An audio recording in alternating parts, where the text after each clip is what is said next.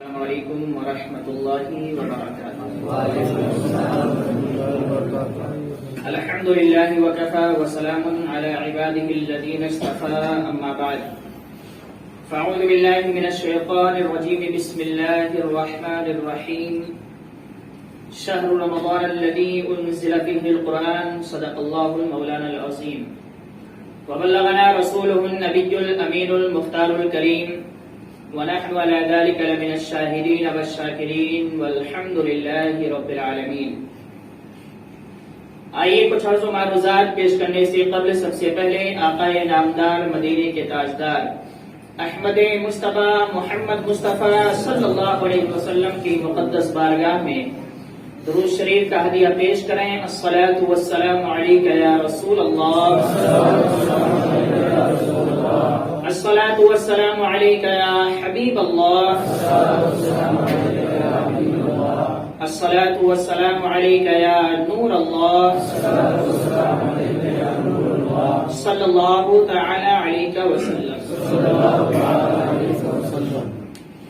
میرے پیارے آقا صلی اللہ تعالی علیہ وسلم کے پیارے دیوانوں، رمضان المبارک کا مہینہ ہماری اور آپ کی نگاہوں کے سامنے بالکل آ چکا ہے۔ رمضان المبارک، اس کی عظمت، اس کی فضیلت، اس کی برکت، اس کا مقام و مرتبہ تقریباً ہر مسلمان جانتا ہے، مانتا ہے اور اس کی فضیلت و برکت کے بارے میں بہت اچھے طریقے سے آشنا ہے۔ رمضان کی فضیلتیں ہر سال بیان ہوتی ہیں۔ رمضان میں عبادت کا ثواب کتنا ہے ہر سال بیان ہوتا ہے۔ رمضان میں قرآن کی تلاوت کرنے کا ثواب کتنا ہے ہر سال بیان ہوتا ہے۔ رمضان میں انسان گناہ کرتا ہے تو گناہ کتنا ملتا ہے یہ بھی ہر سال بیان ہوتا ہے۔ حقیقت یہ ہے کہ جتنی زیادہ فضیلت و برکت رمضان مبارک کی بیان کی جاتی ہے اتنی کسی مہینے کی نہیں بیان ہوتی۔ پورا مہینہ ہر مسجد سے ہر جمعہ کو اور بعض مسجدوں میں ظہر کے بعد، عشاء کے بعد الگ الگ اوقات میں مسجدوں سے رمضان کی فضیلت و برکت کے بارے میں ندائیں اور صدائیں آتی رہتی ہیں، بیان ہوتے رہتے ہیں۔ کسی مہینے کی فضیلت بیان ہوتی ہے تو 1 سے 2 مرتبہ، 3 مرتبہ، 4 مرتبہ، لیکن رمضان ایک ایسا مہینہ ہے کہ اس کی فضیلت بیک وقت پوری دنیا میں کروڑوں مرتبہ بیان کی جاتی ہے۔ ایک ہی وقت میں اس کی فضیلت پتہ نہیں کتنی مرتبہ بیان کی جاتی ہے اور پوری دنیا میں بیان ہوتی ہے جس کا شمار نہیں کیا جا سکتا۔ ظاہر سی بات ہے جو جتنا عظیم ہوتا ہے اس کا چرچا بھی اتنا زیادہ ہوا کرتا ہے۔ انسانیت حضرت آدم سے لے کر قیامت تک آنے والی تمام انسان و بشر میں اور انبیاء رسول میں اگر کوئی سب سے زیادہ افضل ہے تو ہمارے آقا محمد عربی صلی اللہ علیہ وسلم ہے۔ یہی وجہ ہے کہ سب سے زیادہ چرچا ہوتا ہے تو بشریت میں ان کا چرچا ہوتا ہے، نبوت میں ان کا چرچا ہوتا ہے۔ لیکن جب مہینوں کی بات آتی ہے تو شعبان کا بھی چرچا ہے، رجب کا بھی چرچا ہے، ربیع الاول کا بھی چرچا ہے، محرم کا، الگ الگ مہینوں کا چرچا ہے، لیکن جتنا چرچا اس مہینے رمضان مبارک کا ہوتا ہے شاید تو باید کسی مہینے کا ہوتا ہو۔ اس کی وجہ یہ ہے کہ سب سے زیادہ افضلیت والا مہینہ 12 مہینے میں اگر کوئی ہے تو رمضان مبارک کا مہینہ ہے۔ شرط یہ ہے کہ ہمیں اس کو سمجھنا ہے، ہمیں اس کی فضیلت کو سمجھنا ہے اور اس کی فضیلت کو حاصل کرنے کی کوشش کرنا ہے۔ اس مبارک مہینے میں سب سے زیادہ جن چیزوں کو اہمیت دی جاتی ہے وہ 2 چیزیں ہیں۔ ایک تو پہلا روزہ ہے جو ہر انسان پر فرض ہے، ہر بالغ پر فرض ہے، اور دوسرا جو چیز ہے جس کو سب سے زیادہ اہمیت حاصل ہے وہ قرآن مقدس کی تلاوت ہے، اس کا ذکر ہے اور اس کو پڑھنا اور سننا ہے۔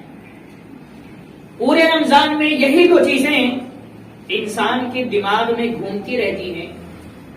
جو اللہ سے ڈرتا ہے وہ یقیناً اس مہینے میں روزے رکھ کر قرآن کی تلاوت کر کے اللہ کو راضی کرنے کی کوشش کرتا ہے، لیکن جس کے دل میں دنیا کی محبت آ جاتی ہے، اللہ کا خوف ختم ہو جاتا ہے، تو رمضان جیسے مہینے میں بھی تراویح کے وقت وہ اپنے بستر پہ ہوتا ہے یا ہوٹلوں میں دوستوں کے ساتھ پارٹی کر رہا ہوتا ہے۔ اچھے لوگ جن کو آپ جانتے ہیں پہچانتے ہیں، جو دین کی بات آتی ہے تو بڑی بڑی ڈینگیں مارتے ہوئے پھرتے ہیں، جو بڑی بڑی کرسیوں پر بیٹھے ہوئے ہیں، دین کے ٹھیکیدار بنے ہوئے ہیں، ایسے لوگ بھی تراویح اور جمعہ کی نمازوں سے دور رہتے ہیں۔ یہ ان کی محرومی ہے۔ اگر کوئی یہ سوچتا ہے ہم میں سے کوئی ایسا شخص ہے جو تراویح نہ پڑھے، رمضان کے روزے نہ رکھے، جمعہ کی نماز نہ پڑھے، عید کی نماز نہ پڑھے، وہ سوچے کہ یہ میرا کمال ہے، تو اسے یہ سمجھ لینا چاہیے کہ یہ تیرا کمال نہیں ہے، یہ تیری محرومی ہے کہ اللہ تجھ سے اتنا ناراض ہو چکا ہے کہ تجھے اپنے گھر میں آنے کی توفیق بھی نہیں دیتا ہے۔ یہ تیری محرومی ہے، یہ تیری نحوست ہے کہ اللہ تجھ سے اتنا ناراض ہے کہ اسے گوارا نہیں ہے کہ تو اس کے گھر میں آ کے اس کی بارگاہ میں سر کو جھکا دے۔ سب سے پہلے اس کی ناراضگی کو دور کرنا ہوگا، پھر جا کے اللہ کی طرف سے توفیق ملا کرتی ہے۔ اور ہم اور آپ سب جانتے ہیں کہ توفیقیں جو ہوتی ہیں وہ اللہ کی طرف سے ہی ہوتی ہیں۔ التوفیق بقدر الہمت من الازل، جب سے یہ دنیا قائم ہوئی ہے اسی وقت سے یہ فیصلہ ہو چکا ہے، بقدر الہمت، جتنی کوشش کرو گی اتنی کی توفیق اللہ دے گا۔ تم اگر دن میں 4 گھنٹے بزنس کر کے، کاروبار کر کے، 10,000 کمانے والا کام کر کے سوچو ہمیں 1 لاکھ مل جائے تو نہیں ملے گا۔ اللہ کہتا ہے تو جتنی محنت کرے گا ہماری طرف سے اتنی توفیق تجھے ملے گی۔ ہم اگر جمعہ کی نماز پڑھ کے یہ تصور کر کے بیٹھے رہیں کہ ہم مسلمان ہیں جنت میں چلے جائیں گے، تو اللہ نے فرما دیا الا الذین آمنوا وعملوا الصالحات، ایمان کافی نہیں ہے جنت کے لیے، ساتھ میں عمل صالح بھی کافی ہے۔ عمل صالح کرنا ہوگا۔ اگر ایمان ہی کافی ہوتا تو مسجدوں کی ضرورت نہ پڑتی، مدرسوں کی ضرورت نہ پڑتی، سجدے کرنے کی ضرورت نہ پڑتی، معراج میں حضور کو 5 وقت کی نمازیں نہ دی جاتی، صرف یہ اعلان کر دیا جاتا کہ محبوب جاؤ اور اپنے امتیوں سے کہہ دو کہ ایمان پر قائم رہو، اللہ کو ایک مانو، جنت مل جائے گی۔ یہ سب کرنے کی کیا ضرورت تھی؟ رمضان میں روزے رکھنے کی ضرورت نہیں تھی، قرآن کی تلاوت کی ضرورت نہیں تھی۔ خیر، باتیں بڑی لمبی ہو جائیں گی۔ میں نے جس آیت مبارکہ کی تلاوت کیا ہے، شہر رمضان الذی انزل فیہ القرآن ھدی للناس وبینات من الھدی والفرقان، کہ رمضان ہی کا وہ مہینہ ہے جس میں قرآن مقدس کو نازل کیا گیا، اور یہ قرآن مقدس تمام انسانوں کے لیے ہدایت ہے۔ میرے عزیز دوستوں اور بزرگوں، رمضان آ رہا ہے۔ رمضان میں ہمیں قرآن کی تلاوت کرنا ہے، قرآن کی عظمت کو سمجھنا ہے، قرآن کی فضیلت کو سمجھنا ہے، اس کی برکت کو سمجھنا ہے۔ قرآن میں 2 چیزوں کا سامنا ہمارا اور آپ کا ہوتا ہے، ایک قرآن اور ایک حافظ قرآن۔ 2 شخصیت کا سامنا ہوتا ہے، ایک چیز ہے، ایک شخص ہے۔ اور فضیلت کے اعتبار سے دیکھا جائے تو جو مقام قرآن کا وہی مقام حافظ قرآن کا، جو فضیلت قرآن کی وہی فضیلت حافظ قرآن کی۔ لیکن وجہ کیا ہے کہ ہم قرآن کا ادب تو کرتے ہیں لیکن حافظ قرآن کو گالیاں بھی دیتے ہیں۔ وجہ کیا ہے کہ ہم قرآن کی عظمت کا ڈنکا تو بجاتے ہیں لیکن قرآن کے پڑھنے والے کو، تراویح سنانے والے کو، قرآن کو اپنے سینے میں بسانے والے کو ذلیل کر کے رمضان میں بھیجتے ہیں۔ ایسے بھی حالات مسجدوں میں آتے ہیں۔ آخر یہ کیوں ہوتا ہے؟ اگر کسی کو قرآن سے سچی محبت ہے تو وہ حافظ قرآن سے کبھی بھی نفرت نہیں کر سکتا۔ اور یاد رکھو، 2 حدیثیں پیش کرتا ہوں۔ اگر سچے مسلمان ہیں ہم، ایمان ہے ہمارے اندر، تو یہ حدیث ہے، اس کو جو ٹھکرائے گا اس کے ایمان کا جنازہ بھی نکل جائے گا۔ اللہ کے رسول صلی اللہ علیہ وسلم فرماتے ہیں قرآن کی عظمت پر اور حافظ قرآن کی عظمت پر، خیرکم من تعلم القرآن وعلمہ، پوری انسانیت میں سب سے بہتر اور سب سے اچھا انسان تم میں سے وہ ہے جو قرآن سیکھتا ہے اور جو قرآن سکھاتا ہے۔ قیامت کے دن جب حفاظ کرام کو بلایا جائے گا، ان کے سر پر تاج کرامت رکھا جائے گا، تو ہم اور آپ سب پوچھیں گے یہ کون لوگ ہیں؟ تو کہا جائے گا یہ وہ لوگ ہیں جنہوں نے اپنے سینے میں قرآن کو بسایا ہے۔ پھر اس کے بعد میں ساری امت کے بیچ میں کچھ لوگ نظر آئیں گے جن کے سر پر تاج کرامت ہوگا، تو لوگ پوچھیں گے ارے یہ کون لوگ ہیں، ہمارے سر پر نہیں ان کے سر پر ہے۔ تو خدا کی طرف سے ندا دی جائے گی کہ یہ وہی لوگ ہیں جنہوں نے دنیا میں اپنے بچوں کو حافظ قرآن بنایا تھا، آج انہیں یہ تاج کرامت پہنا کر یہ امتیاز دیا جا رہا ہے، فضیلت دی جا رہی ہے کہ ساری انسانیت میں سارے ماں باپ کو جو مقام ملتا ہے ان میں سب سے زیادہ افضلیت کا مقام کسی کو ملا ہے تو ان ماں باپ کو ملا ہے جنہوں نے اپنے بچوں کو حافظ قرآن بنایا تھا۔ اور اللہ کے رسول صلی اللہ علیہ وسلم نے فرمایا کہ یاد رکھو جنہوں نے حفاظ قرآن کی تعظیم کی اس نے میری تعظیم کی۔ یہ حدیث کے الفاظ ہیں، ان اکرمہم اکرمنی، فرماتے ہیں جنہوں نے حفاظ قرآن کی تعظیم کی اس نے میری تعظیم کی، اور جس نے ان کے دل کو دکھایا اس نے میرے دل کو دکھایا۔ اور یاد رکھیں میرے دوستو، اس کے آگے اللہ کے رسول صلی اللہ علیہ وسلم کی بے شمار حدیثیں، قرآن کی عظمت۔ یہی وہ مہینہ ہے جس میں توریت بھی نازل ہوا، زبور بھی نازل ہوا، انجیل بھی اور قرآن بھی اسی مہینے میں۔ یہ اور بات ہے کہ اسلام سے پہلے جو مذہب تھا، ملت ابراہیمی ہو، ملت موسیٰ ہو، اس میں رمضان کا مہینہ رمضان کے نام سے تو نہیں تھا، لیکن رسول اعظم نے جب اس مہینے کی ترتیب دی، اللہ نے ترتیب دی تو رسول اعظم ہی نے فرمایا کہ اسی مہینے میں یہ تینوں کتابیں بھی نازل ہوئی تھی جو آسمانی کتابیں پہلے آ چکی ہیں۔ ہر اعتبار سے اس مہینے کو فضیلت حاصل ہے۔ اور دیکھو، قرآن کی عظمت کو سمجھنا ہے تو اس چیز کو سمجھو۔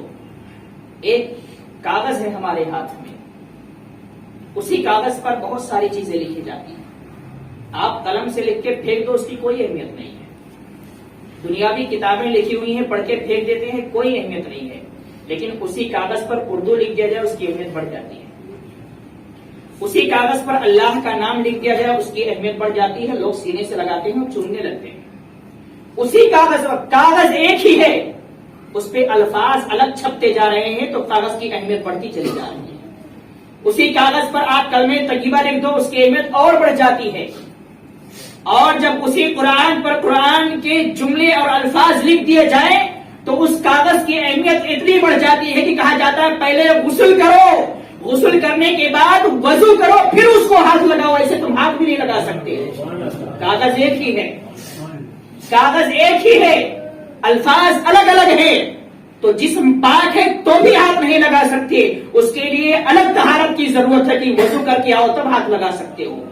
اس کی عظمت کو سمجھنا ہوگا کہ جب ایک کاغذ پر، بتانا کیا چاہتا ہوں، ایک کاغذ پر قرآن کے جملے چھپ جائیں تو اس کاغذ کی اہمیت یہ ہو جاتی ہے کہ اس کو چھونے کے لیے وضو کی ضرورت پڑتی ہے، اس کا مقام اتنا عظیم ہو جاتا ہے۔ تو میرے عزیزوں، اس بات کو ہم کیوں نہیں سمجھتے کہ جس غلام نبی کے سینے پر قرآن چھپ جائے اس سینے کا مقام کیا ہوتا ہوگا؟ جس غلام نبی کے سینے پر، جس حافظ قرآن کے سینے پر قرآن چھپ جائے اس حافظ قرآن کا مقام کیا ہوتا ہوگا؟ ہم نہیں سمجھتے ہیں۔ ہم یہ سمجھتے ہیں حافظ قرآن ہے، ان کی اوقات 10-15 ہزار کی ہے، دے دو بھگاؤ پھر ایک سال میں ڈھونڈ لیں گے، یہ ہماری سوچ ہے۔ لیکن ان کی اہمیت کو سمجھنا ہے تو شاید و باید کچھ لوگ اس میں ہوں گے، ہمارا ایک گروپ ہے جس میں جڑے ہوں گے، تو میں نے اس میں ایک ویڈیو بھیجا تھا۔ اس ویڈیو میں ایک عالم دین ہے جو تقریر کر رہا ہے، بندہ تقریر کرتے کرتے حفاظ کی اہمیت پر تقریر کرتا ہے۔ اس میں ایک حافظ بیٹھا ہوا تھا محفل میں، اس کو بلایا، اس کے جوتے کو منگایا اور پوری محفل میں ممبر رسول پر بیٹھ کر اس نے جوتے کو چوما، عالم دین نے، حافظ قرآن کی اہمیت کو بتانے کے لیے۔ اور چن کر کیا فرمایا؟ یہی وہ جوتا ہے جس کے نیچے فرشتے اپنے پروں کو بچھایا کرتے ہیں، یہی وہ جوتا ہے۔ جب حافظ قرآن کی جوتے کا یہ مقام ہے کہ ایک نائب رسول اپنے سر پہ رکھنے کو تیار ہے، تو پھر جوتے کا جب یہ عالم ہے تو اس حافظ قرآن کا عالم کیا ہوگا؟ میرے دوستو، یہ درد اس لیے بیان کیا جا رہا ہے کہ یہ جو کورونا کال کا وقت گزرا ہے نا، پوری دنیا میں سب سے زیادہ ظلم کسی پر ہوا ہے تو وہ نائب رسول پر ہوا ہے۔ مدرسے کے مولاناؤں پر، مسجد کے اماموں پر، مسجد کے مؤذن پر، مدرسے میں پڑھانے والوں پر تنخواہیں روک دی گئی، چھٹی دے دی گئی، جاؤ 8,000 10,000 جس کی تنخواہ ہے اس کی تنخواہ اگر ایک سال روک دی جائے تو اس کے گھر میں کیا حالت گزرے گی؟ کیسے وہ اپنی زندگی کو گزارے گا؟ سوشل میڈیا سے جو لوگ جڑے ہوئے ہیں وہ جانتے ہیں کہ ہزاروں کی تعداد میں اس کورونا کال میں علماء کرام مسجدوں کو، مدرسوں کو چھوڑ کر بزنس کی لائن میں چلے گئے۔ ان سے ہو سکتا تھا اللہ رب العزت بہت بڑا دین کا کام لیتا، لیکن وہ ہمارے عوام کی وجہ سے جو دین کو چھوڑ کر دنیاوی کاموں میں لگ گئے، ان کی وجہ سے جو دین کا نقصان ہو رہا ہے اس کا ذمہ دار کون ہوگا؟ ہم ہوں گے اور آپ ہوں گے، جنہوں نے یہ حالت کی اور انہیں مجبور کیا کہ وہ دین کا کام چھوڑ کے دنیاوی کاموں میں لگ گئے۔ اس کے ذمہ دار کون ہوں گے؟ یہ کورونا کال جہاں پر ہر انسان ایک دوسرے کی مدد کر رہا تھا، ہر انسان ایک دوسرے کا خیال کر رہا تھا، وہیں پر مسجد کے اماموں کی تنخواہیں، مدرسے کے مولانا لوگوں کی تنخواہیں روک دی گئی تھی، اور یہ بہانہ بنایا گیا کہ لاک ڈاؤن ہے، آمدنی نہیں ہے، جبکہ بینک بیلنس 1-1 کروڑ مسجدوں میں ابھی بھی موجود ہے۔ بہت ساری مسجدیں ایسی ہیں جس کو ہم بھی جانتے ہیں، 50-50 لاکھ 1-1 کروڑ بینک بیلنس ہے، لیکن ایک بہانہ مل گیا کہ لاک ڈاؤن ہے، تو اس کا بہانہ اتنا بڑا، اتنا عظیم ظلم کیا گیا کہ علماء کو گھر بھیج دیا گیا کہ جاؤ لاک ڈاؤن ختم ہوگا تب آنا۔ یہ جو حفاظ، آج ایک سوشل میڈیا پہ ہمارے سامنے کی ویڈیو آئی جس میں تقریباً 25 سے 30 علماء کرام ہیں جو مسجد کے امام تھے، صرف بیچارے، وہ ایک ایجنٹ کے پاس بیٹھے ہوئے ہیں دبئی جانے کے لیے، 20,000-25,000 تنخواہ پہ وہ دبئی جا رہے ہیں۔ ان سے پوچھا گیا کیوں، تو انہوں نے کہا کہ خون کے آنسو ہم نے کورونا کال میں روئے ہیں، اب ہم مسجدوں اور مدرسوں کی طرف نہیں جانا چاہتے ہیں۔ مجھے بتاؤ میرے دوستو، اگر یہی حالات ہمارے مدرسوں کے رہے تو کہاں سے امام پیدا ہوں گے، کہاں سے حفاظ پیدا ہوں گے؟ جب ہمارے مدرسوں کے علماء چندے کے لیے آتے ہیں تو یہی وہ لوگ ہیں جو چندہ دینے کے بجائے ان پہ کمنٹ کرتے ہوئے پھرتے ہیں، کمنٹ کرتے ہیں، یہ فراڈ لگ رہا ہے، یہ ایسا ہے، یہ ہوتے ہیں، میں کہتا ہوں فراڈ ہوتے ہیں، ایسا نہیں کے لیے ہوتے ہیں، لیکن کیا وہ مدرسے والوں کا احسان نہیں ہے ہمارے اوپر کہ وہ آتے ہیں اور ہماری زکات لے کر جاتے ہیں، جائز چیز میں لگاتے ہیں جس کی وجہ سے ہمارا مال پاک ہو جاتا ہے؟ یہ ان مدرسے والوں کا احسان ہے کہ آج بھی وہ مدرسہ چلا رہے ہیں اور ہماری زکات جائز جگہ پر لگاتے ہیں، ورنہ پتہ نہیں ہم زکات کھا جاتے یا کسی کو دیتے، پتہ ہی نہیں چلتا تھا۔ آج مدرسے چل رہے ہیں، یہی وہ مدرسے ہیں جہاں سے علماء پیدا ہوتے ہیں، امام پیدا ہوتے ہیں، حفاظ پیدا ہوتے ہیں، تو ہم اور آپ رمضان میں ان سے تراویح سنتے ہیں، مصلی پہ کھڑے کرتے ہیں، مدرسوں میں پڑھاتے ہیں۔ اور اگر یہی سلسلہ بند ہو گیا مدرسوں کا اور لوگوں نے اپنے بچوں کو مدرسوں میں بھیجنا بند کر دیا تو اس کے ذمہ دار ہم ہوں گے، آپ ہوں گے، اور ہر مسلمان ہوگا جو اپنے آپ کو مسلمان کہتا ہے وہ اس کا ذمہ دار ہوگا۔ اگر ہم قرآن کی اہمیت کو سمجھتے ہیں تو ہم علماء کی اہمیت کو کیوں نہیں سمجھتے؟ نائب رسول، اللہ کے رسول صلی اللہ علیہ وسلم فرماتے ہیں، یہ حدیث بھی نوٹ کر لیجیے گا، بڑی اہم حدیث ہے، نوٹ کر لینا، اور جب کسی عالم کے بارے میں دل میں کچھ خیال آئے، برا خیال ہو، تو پھر اس حدیث کو یاد کر لینا۔ اللہ کے رسول فرماتے ہیں 4 چیز بننا، 5واں مت بننا، شاید میں نے بیان کیا تھا، یاد نہیں آ رہا ہے، عالم بننا یا طالب علم بننا، عالم بننا یا طالب علم بننا، علم دین سیکھنے والا بنو یا علم دین سیکھ کے سکھانے والا بنو، 2 چیزیں ہو گئی۔ تیسری چیز، اگر تم عالم بھی نہیں بن سکتے، طالب علم بھی نہیں بن سکتے، تو کم از کم علماء کی محفل میں بیٹھنے والا بن جاؤ، تیسری چیز۔ چوتھی چیز فرمایا، اگر یہ بھی نہیں ہو سکتا تو کم از کم علماء سے محبت کرنے والے بن جاؤ، اس کے علاوہ 5واں مت بننا، ورنہ ہلاک ہو جاؤ گے۔ ہلاک ہونے کا مطلب کہ ایمان تمہارا برباد ہو جائے گا۔ اور آج بہت سارے لوگ ایسے ہیں جب ان کے سامنے علماء کی بات آتی ہے نا تو فوراً وہ کمنٹ کرتے ہیں۔ ایک صاحب میرے پاس آئے، بڑی دلچسپ بات بتا رہا ہوں، آئے اور کہا کہ حضرت ہمیں ایک عالم کی ضرورت ہے۔ تو ظاہر سی بات ہے، ہمارے پاس کوئی آئے گا تو ہم پوچھیں گے نا کیا خدمت کرو گے عالم کی؟ بھائی مدرسے میں پڑھانے جائے گا تو اس کو تنخواہ کیا دو گے، کھانے پینے کا انتظام کیسا رہے گا، مسجد میں امامت کرے گا تو کھانے پینے کا انتظام وہ صحابہ پوچھے۔ ہم نے کہا ٹھیک ہے عالم تو مل جائیں گے لیکن آپ خدمت کیا کریں گے؟ ان کا جواب یہ ہونا چاہیے کہ ہم اتنا دیں گے، یہ خدمت کریں گے، ہے نا؟ لیکن اس منافق قسم کے آدمی کی، وہ اگر میری بات وہاں تک پہنچے گی تو سمجھ جائیں گے کہ کس کو بولا جا رہا ہے۔ وہ منافق قسم کا آدمی یہ نہیں کہتا کہ ہم اتنا دیں گے، فوراً کمنٹ کرتا ہے، امام صاحب یہ مولانا لوگ پیسوں کے لیے کیوں مرتے ہیں؟ یہ اس کا کمنٹ تھا، اس ظالم کا کمنٹ تھا۔ انسان نہیں ہے وہ ظالم ہے۔ میں اس سے پوچھنا چاہتا ہوں، یا جو لوگ اس طرح کی ذہنیت رکھتے ہیں، علماء کتنا کماتے ہیں، اگر وہ بھی انہیں نہیں ملے تو کیا کریں گے وہ؟ اگر وہ پیسوں کے لیے مرتے ہیں تو تم کیا کرتے ہو؟ تمہارا بزنس فری میں چلتا ہے، تمہارے بزنس جو ہوتے ہیں وہ فری میں کرتے ہو، پیسے نہیں لیتے ہو۔ کون ہے جو یہ جملے اپنی زبان سے نکالتا ہے؟ یہ وہی لوگ ہیں جو مسجد نبوی میں اللہ کے رسول صلی اللہ علیہ وسلم نے نام لے کے بھگایا تھا مسجد سے کہ تمہاری زبان سے اسلام کی باتیں نکلتی ہیں لیکن دل میں منافقت ہے.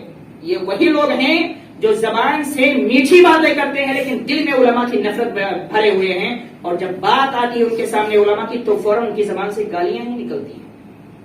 ایسے لوگ پتہ نہیں ان کے اندر ایمان ہے دین یا نہیں ہے, اس کی کوئی گارنٹی نہیں, کیونکہ علماء کی توہین کفر ہے. یہ ہر کسی کو معلوم ہونا چاہیے, معمولی چیز نہیں ہے. یہ ٹاپک اس لیے میں نے اٹھایا کہ رمضان آ رہا ہے, رمضان آ رہا ہے. ہم علماء کے پیچھے نمازیں پڑھیں گے, ان کے پیچھے تراویح پڑھیں گے. اگر ہم ان کے پیچھے پڑھتے ہیں تو سب سے اہم چیز ہمارے لیے کہ اس کی تعظیم دل میں ہونی چاہیے. اگر علماء کی تعظیم نہیں ہے, حفاظ کرام کی تعظیم دل میں نہیں ہے, تو پھر ان کے پیچھے ہمیں کھڑے ہونے کا حق بھی نہیں ہے. اور وہ انسان جو ہر عالم سے نفرت کرتا ہے وہ کون سا مولے کے جمعہ پڑھتا ہے, کون سا مولے کے نماز جماعت سے پڑھتا ہے, کون سا مولے کے عید کی نماز پڑھتا ہے. اس کو سمجھنے کی ضرورت ہے میرے دوستوں. قرآن کی عظمت, اگر قرآن کی عظمت سمجھ گئے تو حافظ قرآن کی عظمت سمجھ جاؤ گے. اگر قرآن کی فضیلت معلوم ہے تو حافظ قرآن کی فضیلت معلوم ہونی چاہیے. اس باپ کو میں سلام کرتا ہوں کہ ایک عالم دین مصر کے ہیں, ان کا بیٹا حافظ بن کے آیا اور اس کا استقبالیہ پروگرام ہو رہا تھا, بچے کے استقبال کے لیے پروگرام رکھا گیا تھا. باپ زبردست عالم ہیں, وہ کھڑے ہیں, بچہ سائڈ میں کھڑا ہے اور باپ یہ موقع ڈھونڈ رہا ہے کہ کب مجھے موقع ملے کہ میں اپنے حافظ قرآن بچے کے قدموں کو چوم لوں. اب بیٹا باپ کو دیکھ رہا ہے, باپ بیٹے کو, تو باپ کو موقع نہیں ملا ہے, کیونکہ ظاہر سی بات ہے کہ باپ جب اپنے بیٹے کے پیر کو چومنے جائے گا تو بیٹا نہیں چومنے دے گا, جو وفادار بیٹا ہوگا. لیکن جیسے ہی اس بچے کی نظر تھوڑی سی ادھر گھومتی ہے, وہ عالم باپ اپنے بیٹے کے پیروں پہ گر جاتا ہے اور قدموں کو بوسہ دیتا ہے, اور یہ فضیلت بیان کرتا ہے کہ بھلے سے بیٹا میرا ہے لیکن میں نے بیٹے کی حیثیت سے نہیں, حافظ قرآن کی حیثیت سے قدموں کو بوسہ دیا. میں یہ نہیں کہتا کہ ہم قدموں کو بوسہ دیں, اس کی ضرورت نہیں, آج تو ہے ہی نہیں بالکل. قدموں کو بوسہ دینا, ہاتھوں کو چومنا تو بہت دور کی بات ہے, گالیاں دینے ہم یہ بہت بڑی بات ہے. میرے دوستوں, قدموں کو بوسہ مت دیں, ہاتھوں کو بوسہ مت دیں. آج کے علماء تو یہ پسند بھی نہیں کرتے کہ کوئی ہمارا ہاتھ چومے, چومنے بھی جاتے تو وہ ہٹا لیتے ہیں, کیونکہ ان کو معلوم ہے کہ آج لوگ کتنا نفرت کر رہے ہیں علماء سے. دل گوارا ہی نہیں کرتا کہ ہمارا ہاتھ کوئی چومے, اتنی نفرت ہو چکی ہے. خیر, حافظ قرآن جب تراویح سناتا ہے اور جس قرآن کو ہم سنتے ہیں اس قرآن کی تعظیم ہمیں کرنی ہے, تو حافظ قرآن کی بھی تعظیم کرنی ہے.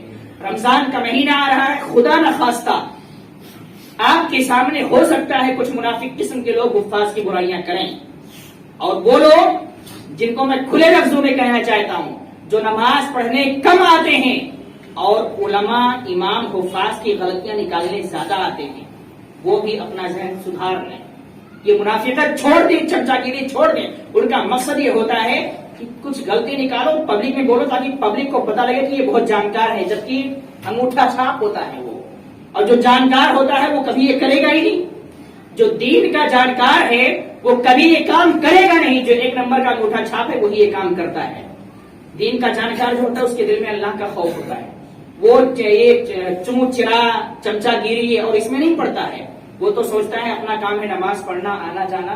نماز سے شریعت کے مطابق نماز ہو رہی ہے تو کسی کو کسی حافظ پر انگلی اٹھانے کی اجازت نہیں ہے.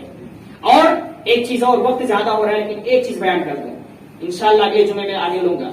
جب حافظ قرآن تراویح سناتا ہے, پوری دنیا میں تراویح سنایا جائے گا. حافظ قرآن انسان ہے. بہت ساری جگہوں پر ہم نے سنا ہے کہ اگر ایک بھی غلطی آ جاتی ہے نا, ایک بھی غلطی, ایک بھی لقمہ لگ جاتا ہے تو اس پہ ہنگامہ کھڑا کر دیا جاتا ہے کہ اس حافظ کو یاد نہیں ہے. 30 پارے جو اپنے سینے میں بٹھایا ہے اس سے ایک غلطی آ جائے تو یہ ہنگامہ ہوتا ہے. تو جو لوگ ہنگامہ کرتے ہیں ان کو میرا چیلنج ہے کہ آپ مصلی پہ کھڑے ہو کے صرف سورہ ناس پڑھ دو, 2 رکعت نفل میں سورہ ناس پڑھ کے دکھا دو. اگر تم نہ کانپ گئے, تمہارے پیر نہ کانپ گئے اور نہ بھول گئے تو میں نام بدل دوں گا. یہ مصلی کوئی مذاق کی چیز نہیں ہے. میں اپنا تجربہ بتاتا ہوں. 13 سال ہو چکے ہیں, یہ 14واں سال میرا ہے تراویح کا. سن 2008 سے سنا رہا ہوں, 14 سال کی عمر تھی جب سے سنا رہا ہوں. آج بھی 3 مہینے پہلے سے تیاری کر رہا ہوں. سن لو, 3 مہینے پہلے سے فجر سے پہلے قرآن پڑھتے ہیں، فجر کے بعد پڑھتے ہیں، ظہر کے بعد پڑھتے ہیں، 3 مہینے پہلے سے، چاہے جتنا یاد ہو جائے خوف ختم ہی نہیں ہوتا ہے تراویح کا۔ اتنا یاد کرنے کے بعد جب ہم مصلی پر کھڑے ہوتے ہیں نا تو ہمارے پیر کانپ جاتے ہیں۔ ابھی بھی 14 سال سے تراویح سنانے تب یہ حالت ہے، اور جو بیچارہ پہلی دوسری بار سن رہا ہے اس کی حالت کیا ہوگی، اس کو سمجھنے کی ضرورت ہے۔ مصلی امامت یہ کوئی معمولی کام نہیں ہے، یہی قرآن ہے جس کے بارے میں اللہ نے فرمایا پہاڑ کی طاقت نہیں ہے کہ اس کے بوجھ کو برداشت کر سکے، لیکن میرے نبی کے امتی کو میں نے ایسا بنا دیا، اس کے دل کو، اس کے سینے کو، اس کے پھیپھڑے کو ایسا بنا دیا کہ پہاڑ جس بوجھ کو نہیں برداشت کر سکتا اس بوجھ کو میرے نبی کا امتی برداشت کر رہا ہے۔ اس سے بڑی بات کیا ہو سکتی ہے، اس کو سمجھنے کی ضرورت ہے۔ اللہ رب العزت ہم سب کو قرآن کی عظمت کو، اس کے مقام و مرتبے کو سمجھنے کی توفیق عطا فرمائے، اور اس کی فضیلت و برکت سے، رمضان مبارک کی فضیلت و برکت سے ہم سب کو مالا مال فرمائے۔ وما علینا الا البلاغ۔ السلام علیکم ورحمۃ اللہ۔